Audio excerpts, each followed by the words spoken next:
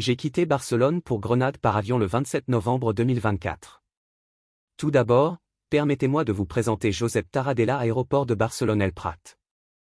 L'aéroport Josep Tarradella de Barcelone-El Prat est un aéroport international situé à 15 km, 9,3 mi, au sud-ouest du centre de Barcelone, dans les municipalités d'El Prat de Llobregat, Viladecans et Sant Boi, en Catalogne, en Espagne. C'est le deuxième plus grand et le deuxième aéroport le plus fréquenté d'Espagne, l'aéroport international le plus fréquenté de Catalogne, devant Gérone, Reus et Lleida, et le sixième plus fréquenté d'Europe. En 2019, l'aéroport de Barcelone a accueilli un nombre record de 52 686 314 passagers, en hausse de 5,0% par rapport à 2018. C'est une plaque tournante pour Level et Vueling, et une ville cible pour Air Europa, Iberia, EasyJet et Ryanair.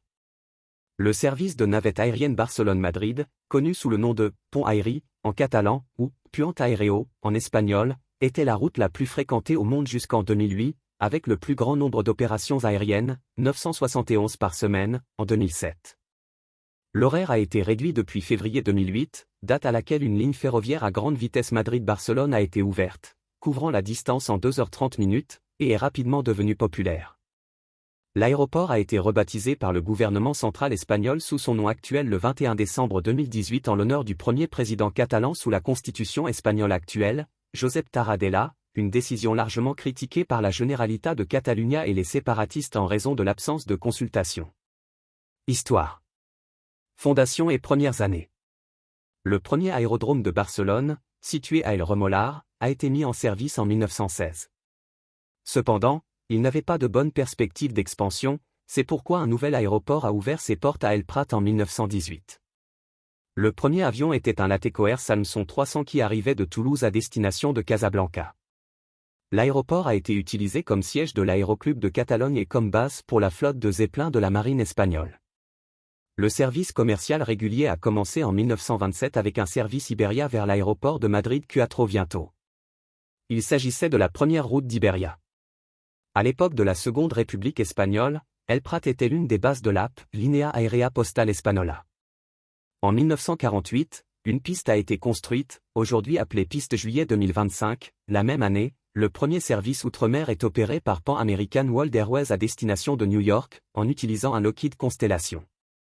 Entre 1948 et 1952, une deuxième piste a été construite, piste 16 à 34, perpendiculaire à la précédente, ainsi que des voies de circulation et un terminal pour accueillir les passagers. En 1963, l'aéroport atteignait 1 million de passagers par an. Une nouvelle tour de contrôle a été construite en 1965. En 1968, un nouveau terminal a été ouvert, qui existe toujours et est utilisé comme ce qui est maintenant le terminal 2B. Le 3 août 1970, Pan American World Airways inaugure un service régulier entre Barcelone, Lisbonne et New York, opéré par un Boeing 747. Le 4 novembre de la même année, Iberia a commencé le service Air Shuttle entre Barcelone et Madrid-Baraja. Quelques années plus tard, en 1976, un terminal a été construit spécifiquement pour le service de navette aérienne d'Iberia et un terminal exclusivement pour le fret, un service postal annexé et une rampe d'avion pour le fret aérien. En 1977, l'aéroport accueillait plus de 5 millions de passagers par an. De la fin des années 70 au début des années 90, le trafic et les investissements de l'aéroport ont été bloqués jusqu'aux Jeux Olympiques d'été de 1992 à Barcelone. El Prat a connu un développement majeur consistant en la modernisation et l'agrandissement du terminal existant, qui est devenu le terminal B, et la construction de deux autres terminaux à côté, connus respectivement sous le nom de terminaux A et C. Développement depuis 2010. Le nouveau terminal 1 a été inauguré le 16 juin 2009, couvrant 545 000 m², 5 866 331 pieds carrés. 70% des vols d'aujourd'hui sont opérés à partir du terminal 1. Les anciens terminaux A, B et C sont maintenant connus sous le nom de terminaux 2A, 2B et 2C. En raison de la forte baisse du trafic aérien après 1999 et de la crise du secteur de l'aviation en 2001, de nombreuses opérations d'affrètement au départ de Gérone et de Reus ont été détournées vers El Prat, ce qui a permis à l'aéroport de survivre à la crise. Le 1er février 2014, Barcelone-El Prat a été le premier aéroport espagnol à recevoir un vol quotidien avec l'Airbus A380-800, sur la liaison Emirates vers l'aéroport international de Dubaï. Emirates propose également un deuxième vol quotidien, également opéré en A380-800. International Airlines Group, IAG, a annoncé en décembre 2016 des vols au départ de Barcelone vers les États-Unis, l'Amérique latine et l'Asie pour l'été 2017. IAG, formé par British Airways, Iberia, Vueling et Aer Lingus, a créé les vols, la deuxième compagnie aérienne, après Norwegian, en lançant des vols long courriers à bas prix au départ de la ville catalane. Ils ont annoncé des vols à partir de juin 2017 vers Los Angeles, Auckland, Punta Cana et Buenos Aires. Le 14 octobre 2019, l'aéroport a été la première cible des manifestants après la condamnation des dirigeants indépendantistes catalans. Dans la matinée, à l'appel du tsunami démocratique, des milliers de personnes ont afflué vers tous les accès et les halls, perturbant les opérations normales. La police catalane a ordonné la fermeture de tous les services de transport, bus, métro et train, pour éviter de nouvelles arrivées de manifestants. Le blocus de la route d'accès principale, autoroute C32, avec des personnes marchant entre les terminaux et le centre-ville a rendu les taxis et autres services indisponibles. Le déploiement de la police anti-émeute de la garde civile, de la police nationale et des Mossos d'Esquadra pour expulser les manifestants a conduit à des affrontements massifs faisant des dizaines de blessés.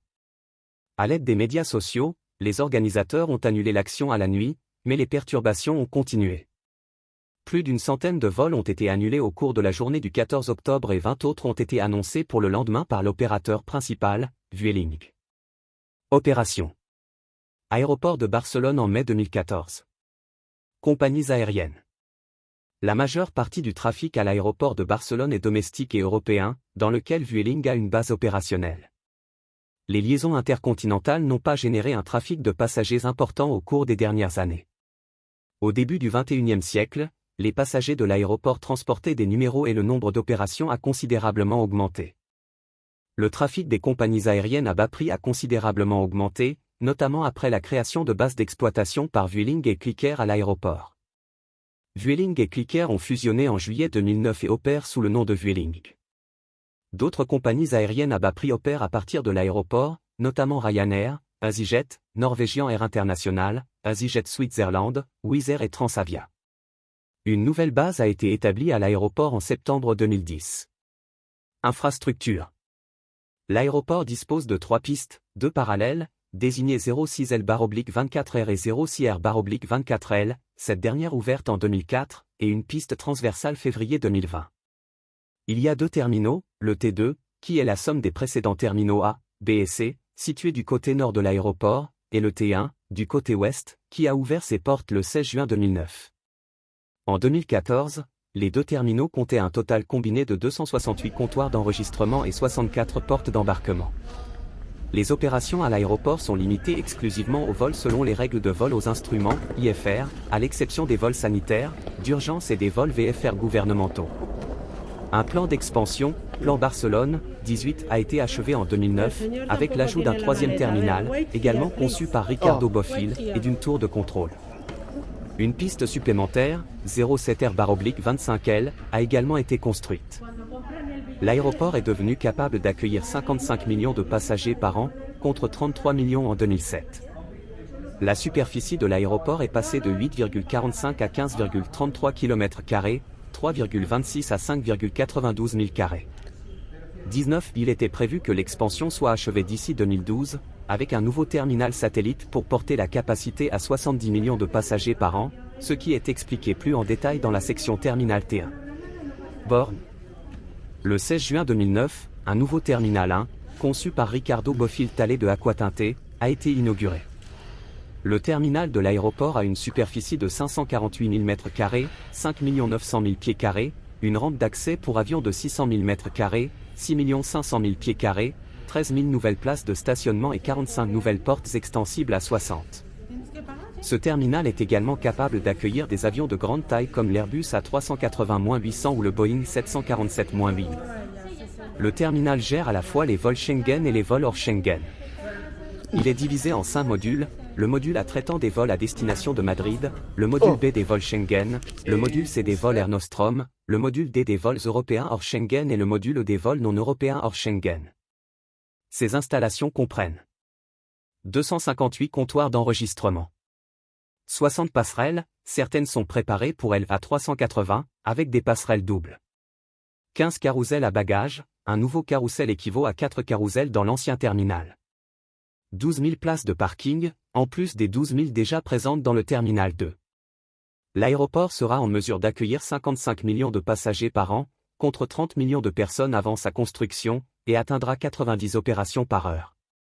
L'extension de l'aéroport, avec un investissement total de 5,1 milliards d'euros, comprendra un nouveau terminal satellite et la rénovation des terminaux existants. La phase de génie civil du terminal sud disposait d'un budget de 1 milliard d'euros. La construction d'un terminal satellite, T1S ou terminal un satellite en catalan, est prévue, considérant que l'aéroport est au bord de la surpopulation en raison d'un manque de capacité dans les terminaux existants. Ce terminal sera situé à 1,5 km de l'actuel terminal T1, derrière la piste transversale février 2020. Grâce à cela, l'aéroport sera en mesure d'augmenter sa capacité de passagers à 70 millions de personnes par an. Il y a 2 salons situés dans le terminal 1. Aérogare 2. Le terminal 2 est divisé en 3 sections liées, appelées terminaux 2A, 2B et 2C. Le terminal 2B est la partie la plus ancienne du complexe encore en activité, datant de 1968. Les terminaux 2A et 2C ont été ajoutés pour augmenter la capacité de l'aéroport avant l'arrivée des Jeux Olympiques d'été de 1992 dans la ville. Ricardo Bofill a également conçu cet agrandissement. Ce terminal est principalement occupé par des compagnies aériennes à bas prix, bien qu'il existe des compagnies aériennes à service complet qui utilisent également ce terminal. Après l'ouverture du terminal 1 en 2009, le terminal 2 est devenu presque vide jusqu'à ce que les autorités aéroportuaires réduisent les redevances d'atterrissage pour attirer les transporteurs à bas prix et régionaux pour remplir le terminal. Bien que cela ait aidé, le complexe est loin d'être à pleine capacité et le terminal 2A est actuellement inutilisé pour les départs. Le terminal 2C n'est utilisé que par les vols EasyJet et EasyJet Switzerland, les vols vers le Royaume-Uni et d'autres destinations hors Schengen utilisant les ports M, tandis que les vols vers les destinations de l'espace Schengen utilisent les ports R. Le terminal 2B est principalement utilisé par Ryanair et d'autres, comme Transavia. T2A est adapté pour les gros avions, comme le Boeing 777. Le terminal est également divisé en zones de portes, où les vols vers les destinations Schengen utilisent les portes U et les vols vers des destinations non Schengen utilisent les portes W et I. Transport terrestre. Rail. Train. Article détaillé, aéroport, Rodalies de Catalunya. Le terminal 2 dispose d'une gare de train de banlieue Rodalies Barcelone, sur la ligne R2, avec des services toutes les 30 minutes vers Massanes, desservant plusieurs gares du centre-ville de Barcelone, dont Barcelone 100 et le Passeig de Gracia, offrant des connexions avec le système de métro de Barcelone et des services ferroviaires à grande vitesse nationaux et internationaux. Les passagers ferroviaires du terminal 1 doivent prendre un bus de correspondance entre le terminal 2B et le terminal 1. Dans le cadre de l'expansion majeure de l'aéroport, une nouvelle navette est en cours de construction pour relier directement le terminal 1 à Barcelone 100 et au Passeig de Gracia, offrant des trajets plus rapides et plus fréquents entre l'aéroport et le centre-ville. À partir de novembre 2023, cette nouvelle ligne devrait être opérationnelle en 2026, soit 6 ans plus tard que prévu initialement. Métro. Article détaillé, Métro de Barcelone ligne 9. Depuis le 12 février 2016, l'aéroport est relié à Barcelone par la ligne 9 du métro de Barcelone, avec une station dans chaque terminal, la station aéroport T1 située directement sous le terminal T1 de l'aéroport et la station aéroport T2 à proximité de la gare aéroport au terminal T2. La ligne est reliée à plusieurs lignes du métro de Barcelone desservant le centre-ville. Route. L'autoroute C32B relie l'aéroport à un échangeur principal entre la ceinture Ronda de Dalp de Barcelone et les principales autoroutes. Il y a environ 24 000 places de stationnement à l'aéroport. Bus. La ligne de bus public 46 des transports métropolitains de Barcelone, TMB, part de l'avenue parallèle. L'Aérobus propose des transferts directs depuis les T1 et T2 vers le centre-ville à Plaça Catalunya. Une autre compagnie propose des transferts de l'aéroport de Barcelone vers les aéroports voisins comme l'aéroport de Reus ou Gérone Costa Brava, les capitales provinciales et nationales et les liaisons avec la France ou l'Andorre. Covoiturage. Depuis 2024, la société estonienne de covoiturage Bolt exploite des zones de prise en charge exclusives à l'aéroport. L'avion décolle sur la piste en direction de Grenade.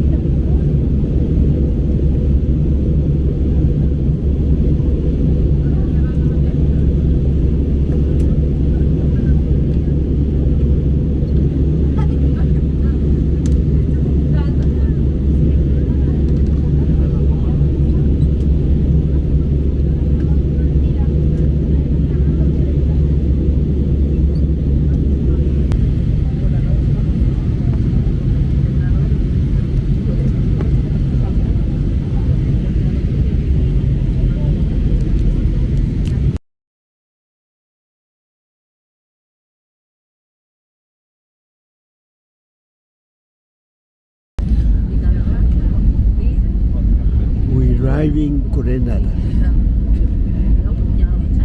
The plane is landing now.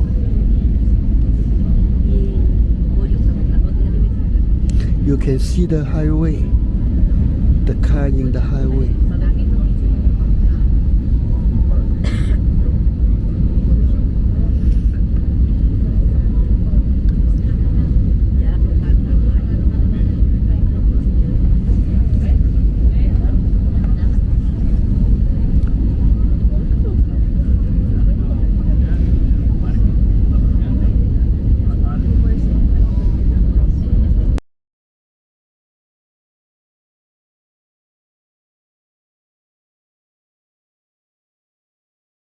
Los dispositivos más grandes, como ordenadores, deberán estar apagados y asegurados.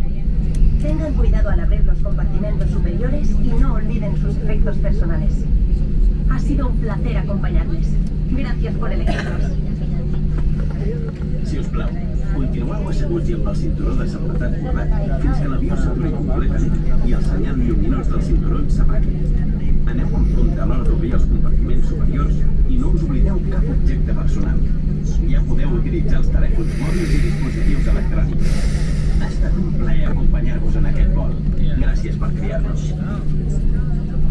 For Italy, please boarding of the aircraft will be groups of fighters. When the seatbelt sign goes off, please remain seated until instructed by the cabin crew. Double check that you have not left any personal belongings on board. If you have any items that do not longer carry, we can inform them. Desde cuando venga de terminal building, thank you for your cooperation. Para garantizar un proceso de salida más rápido y eficaz.